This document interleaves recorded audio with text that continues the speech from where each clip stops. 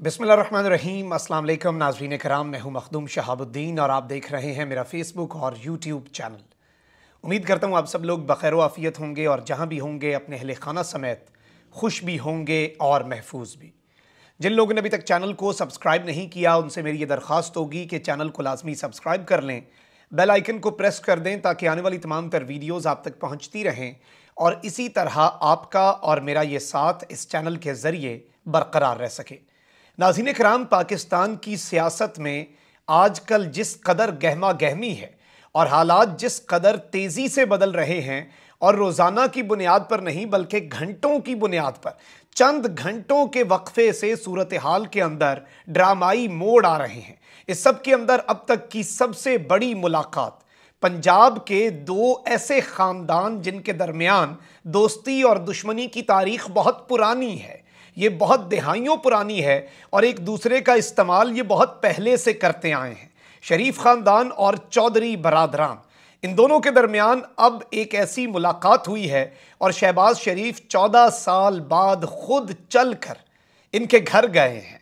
ये मामला क्या बना है, ऑफिशियली क्या स्टेटमेंट्स आ रही हैं, अंदर खाते क्या ऑफर्स की गई हैं, अंदर की कहानी क्या है और क्या चौधरी बरादरान अब बाकायदा तौर पर इमरान खान की पीठ में छुरा घोंपने वाले हैं या नहीं।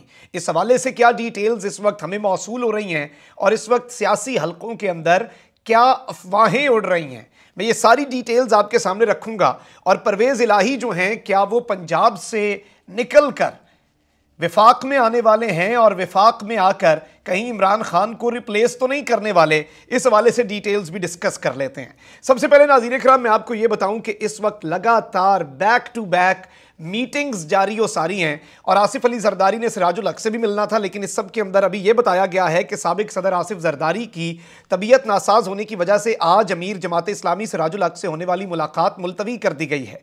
पीपल्स पार्टी ने तहरीक अदम एतमाद में हिमायत के लिए जमात इस्लामी से राब्ता किया है और इस हवाले से पीपल्स पार्टी के शरीक चेयरमैन और साबिक सदर आसिफ अली जरदारी ने आज मंसूरा का दौरा करके अमीर जमात इस्लामी सिराजुल हक से मुलाकात करनी थी, खुद चल कर जाना था।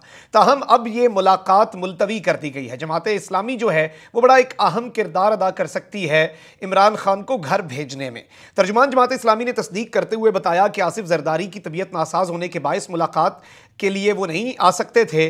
दोनों रहनुमाओं में मुलाकात का वक्त दोबारा तय किया जाएगा और ये आसिफ जरदारी साहब जो हैं उनकी सेहत से मशरूत होगा। और इस सब के अंदर जो डिटेल्स हैं वो यही हैं कि आसिफ अली जरदारी ने मौलाना फजलुर रहमान से भी बात की है। मौलाना साहब बड़े बीच में नाराज़ भी हुए कि जी आप लोग डायरेक्ट हो गए हैं, मैं पीडीएम का सरबराह हूँ, मैं पीडीएम छोड़ दूंगा।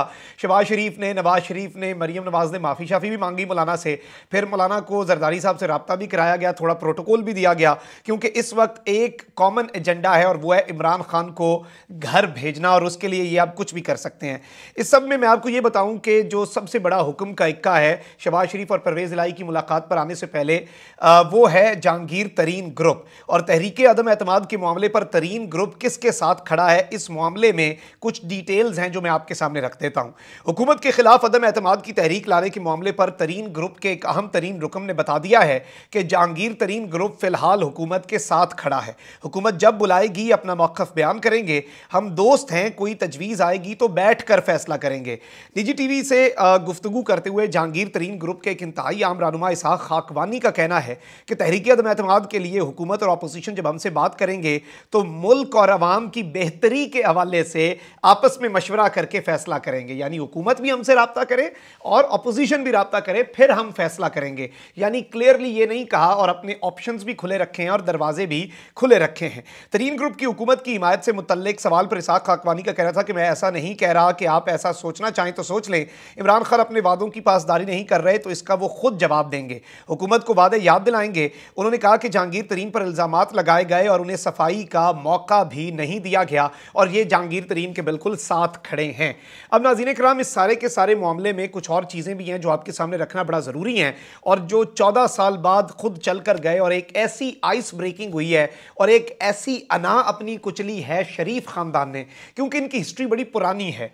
जब ज़ियाउल हक के दौर के अंदर पंजाब के गवर्नर थे जनरल जिलानी, उन्होंने वज़ीर आला बनाना था और उसके लिए सब लोग हैरान हो गए जब नवाज शरीफ का नाम सामने आया कि नवाज शरीफ को वज़ीर आला बनाया जाएगा। और इस सब में परवेज़ इलाही ने भी उस वक्त बना था। ये लोग उस वक्त बिल्कुल नौवारिद थे, ये नए थे सियासत में, मैदान सियासत में, चाहे चौधरी शुजात हुसैन हो, चाहे चौधरी परवेज़ इलाही हो या नवाज शरीफ, दोनों का बैकग्राउंड बड़ा मुख्तलिफ था। ये चौधरी बरादरान जो कज़न्स हैं आपस में, ये तो जी एक ज़मींदार घराने से थे, जबकि जो मियाँ साहब हैं वो एक शहरी और सनती घराने से थे। इससे पहले मोस्टली ये होता था कि जो वज़राए आला हैं उन्हें देहात से, पंजाब के सारे वज़ीर आला जो हैं वो एक आप कह सकते हैं कि एग्रीकल्चरल बैकग्राउंड से, लैंडलॉर्ड्स होते थे मोस्टली। लेकिन इस मरतबा पहली मरतबा ऐसा हुआ था जब नवाज शरीफ वज़ीर आला बने और उस वक्त परवेज़ इलाही भी दौड़ में थे। लेकिन चौधरी शुजात हुसैन कहते हैं कि मैंने ही कायल किया और मैं उस आखिरी मीटिंग में भी था और जनरल जिलानी ने जब ये सवाल पूछा कि शहरी और देहाती का, तो मैंने डिबेट ख़त्म की। वो अपनी किताब में लिखते हैं चौधरी शुजात हुसैन कि मैंने नवाज शरीफ को लिए एडवोकेट किया और मैंने कहा कि कायदे आज़म शहरी थे या देहाती। तो ये चीज़ सोचना हमें नहीं चाहिए, हमें सिर्फ देखना चाहिए कौन बेहतर है। उसके बाद भी इनके ताल्लुकात के अंदर बड़ी खराबी आई और ज़ियाउल हक दौर के अंदर ही मियां नवाज शरीफ साहब जो हैं जब वज़ीर आला बने तो इस सारे इसके सारे मामले में ये तमाम तर चीज़ें जो हैं मियां नवाज शरीफ साहब इनके दोस्तों को और इनके साथियों को इनसे तोड़ते रहे और इसके ऊपर इन्होंने एहतजाज भी किया, तहरीक अदम एतमाद भी लानी थी, फिर इनके दरमियान फिर से सुलह करवाई गई, फिर इनके हालात ख़राब हुए। इसलिए एक चीज़ बड़ी फॉर श्योर है कि जब नवाज शरीफ साहब का मुशर्रफ के मार्शल लॉ से पहले भी दौर आया, उसमें भी ये वादा किया गया था कि परवेज़ इलाही जो हैं उन्हें वजारत आला दी जाएगी, लेकिन शहबाज शरीफ साहब को दे दी गई। उसके बाद इनके वालिद के दफ्तर के ऊपर छापे भी मरवाए गए और इनके जो आबाई जगह हैं वहाँ पर बहुत कुछ शहबाज शरीफ साहब के दौर में हुआ। तो ये चौधरीज़ जो हैं वो हमेशा ये समझते हैं कि जी नवाज शरीफ जो हैं उन्हें कभी भी हम उन पर ट्रस्ट नहीं कर सकते, शरीफ बरादरान पे वो हमेशा इक़्तिदार की खातिर पीठ में छुरा घूमते हैं। लेकिन इसके बावजूद इनके दरमियान कुछ हाई मॉरल ग्राउंड्स भी रहे हैं और नॉर्मली जब नवाज शरीफ जला वतन हुए तो उस वक्त एक खबर आई थी कि शरीफ ख़ानदान की औरतों को गिरफ्तार कर लिया जाएगा। तो चौधरी शुजात हुसैन ने कहा था ये हमारे घर की औरतें हैं। और जब कलसूम नवाज पॉलिटिक्स के लिए इस्लामाबाद आती थी तो ये अपना घर छोड़ के चले जाते थे और अपना पूरा घर जो है इस्लामाबाद वाला वो कुलसूम नवाज को दे देते थे कि वो मुकम्मल तौर पर उनकी प्राइवेसी अफेक्ट ना हो, और ये खुद कहीं और चले जाते थे, अपना पूरा घर उनके हैंड ओवर कर देते थे।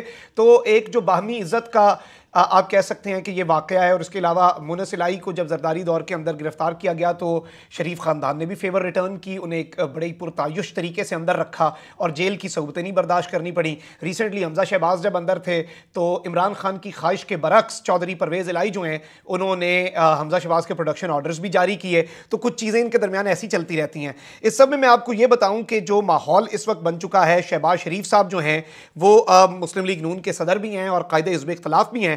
वो 14 साल बाद चौधरी बरादरान से मुलाकात के लिए उनके घर पहुंचे हैं। शहबाज शरीफ ने मुस्लिम लीग काफ के सरबराह चौधरी शुजात हुसैन और स्पीकर पंजाब असम्बली चौधरी परवेज़ इलाही से एक इंतहाई और अहम और तारीखी मुलाकात की है। नून लीग के वफ्द में शहबाज शरीफ के साथ अयाज सादिक थे, राना तनवीर, ख्वाजा साद रफ़ीक, अताउल्लाह तारड़ और शब्बीर उस्मानी शामिल थे। मुलाकात में सालिक हुसैन और शाफे हुसैन भी शरीक हुए, चौधरी शुजात हुसैन के साहबजादे। ज़राए के मुताबिक शहबाज शरीफ और चौधरी बरादरान के दरमियान होने वाली मुलाकात में बामी दिलचस्पी के उमूर समेत मौजूदा मुल्की सियासी सूरत हाल पर भी तफसील से गुफ्तगू की गई। शहबाज शरीफ ने अपनी और नवाज शरीफ की जानिब से चौधरी शुजात हुसैन की खैरियत दरियाफ्त की और चौधरी शुजात हुसैन की मुकम्मल सेहत याबी के लिए नेक ख्वाहिशात का इजहार भी किया। ये तो जी ऑफिशियल प्रेस रिलीज़ हो गया है और कहा गया, यही कहा कि मुझे हिदायत की कि मैं आपकी, मेरे बड़े भाई ने हिदायत की कि मैं आपकी जाकर तीमारदारी करूँ, ऑल ऑफ दैट। लेकिन इस सब में मैं आपको ये बताऊं कि ज़ाहिरी बात है कि ये बात सामने आई थी कि चौधरी बरादरान को वज़ारत उज़्मा की पेशकश कर दी जाए तभी वो हुकूमत से टूटेंगे और उन्हें कुछ बहुत बड़ा दिखाया जाए। इस पर नून लीग रिलक्टेंट थी। लेकिन आज शायद शहबाज शरीफ जो हैं उन्होंने यहाँ पर जाकर तमाम तर चीज़ें बड़ी क्लियर कर दी और शायद उन्होंने ये मैसेज भी दे दिया है कि अपने जेस्चर से भी, और ज़ाहिर बात है जो ऑफिशियल प्रेस रिलीज़ के अलावा जो असल बातें हुई हैं उनमें भी, और ये इम्कान जाहिर किया जा रहा है कि हमें कोई एतराज़ नहीं, आप हुकूमत तोड़वाएं, आपको वज़ारत उज़्मा दे देंगे। इस सब के अंदर ख्वाजा आसिफ ने भी यही कहा कि बल्दियाती इंतखाबात के बजाय आम इंतखाबात हो जाएंगे, यानी ये कोई ऐसा सेटअप लाएंगे फिर वो नया वज़ीर आज़म आ जाए और वो जल्दी कबल अज़ वक्त इंतखाबात हो जाएँ 2023 से पहले पहले, ये भी इम्कानात हैं। जबकि हुकूमत इस वक्त बड़ी कॉन्फिडेंट नज़र आ रही है। फवाद चौधरी ने भी कहा है कि तमाम इत्तेहादी हमारे साथ हैं, अपोजिशन की तहरीक अदम एतमाद कभी कामयाब नहीं हो सकती। लेकिन हालात जो हैं वो ऐसी लग रहे हैं, ये मुलाकातें और ये सारे का सारा मामला, MQM कह रही है हम कल बताएंगे अपनी पॉलिसी, और इसके साथ ही साथ जमात इस्लामी जो है वो एक बहुत बड़ा अहम तरीन और तरीन ग्रुप जो है उसने भी कहा कि हमसे रब्ता तो करें, अपोजिशन और हुकूमत वाले फिर फैसला करेंगे। तो हुकूमत को भी इस वक्त बड़ा मोहतात होना पड़ेगा। इमरान खान के पास और बहुत से ऑप्शंस हैं, बड़े पत्ते हैं, he still the prime minister, लेकिन जाहिर बात है एक बहुत बड़ा चैलेंज ज़रूर होगा। ये मेरा एनालिसिस है। कमेंट सेक्शन में राय का इजहार ज़रूर करें, चैनल को सब्सक्राइब कर लें, बेल आइकन को प्रेस कर दें। अपना बहुत ख्याल रखें। अल्लाह निगहबान। पाकिस्तान जिंदाबाद।